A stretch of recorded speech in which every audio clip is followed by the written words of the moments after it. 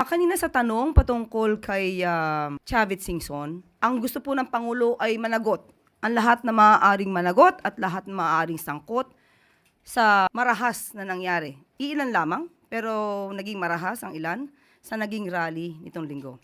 So tayo na po ang makikiusap sa pamunuan po, especially kay Secretary John Vic Remulla, kay Acting PNP Chief General Natartes Jr., and of course sa DOJ, na busisiin mismo ang mga sinabi ni Mr. Chavit Singson.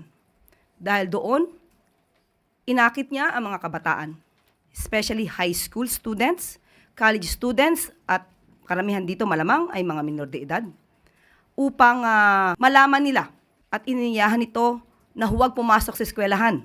At habang hindi bumababa ang mga taong gusto nilang pababain. At sila pa, at si Mr. Chavit Singson pa ang nagsabi na hayaan ng mga magulang ang mga batang ito na tumayo para sa isang revolusyon para sa korupsyon.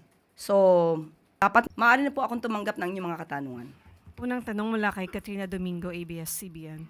Ma'am, may we know the President's reaction to the violence that happened in Recto and in Mendiola, which are areas very close to Malacanang. Ano po yung kanyang marching order bukod doon sa nasabi ni Secretary Remulla earlier to get to the bottom of the mess?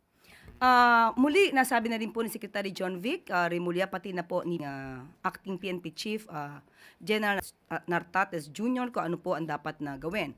Maaring hindi ito mangyayari isang beses, pero mas gugustuhin natin na hindi na muling mangyari. Pero handa po ang kapulisan at ang administrasyon sa mga ganitong pangyayari. So, wag na po sila ulit magtangka.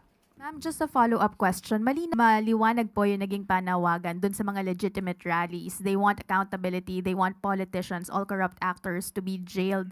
What policies are being drafted or put in place to make sure that the President heeds the call of the public to have concrete measures against corrupt actors? Binuo po ang ICI para siyang gumawa ng mas malalimang investigasyon. Hindi po makikialam ang Pangulo sa maaaring mangyari o maaaring gawin at maaaring maimbestigahan ng ICI members. Kung meron pong kasama mga politiko rito, dapat pong sampahan ng kaso. Sino man ang maaaring sangkot dito, lahat ng sangkot dapat masampahan ng kaso at dapat na managot.